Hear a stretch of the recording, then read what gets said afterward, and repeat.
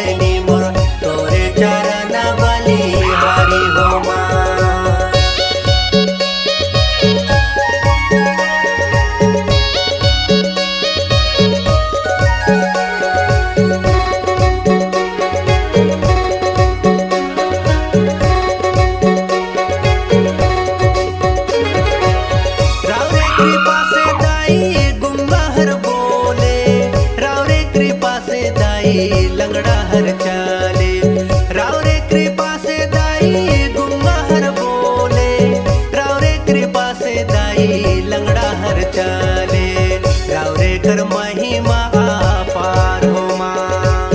जैसे वाले लेना रनी मोर तोरे चरण बलि हारी हो माँ। जैसे वाले लेना रनी मोर तोरे चरण बलि हारी हो माँ।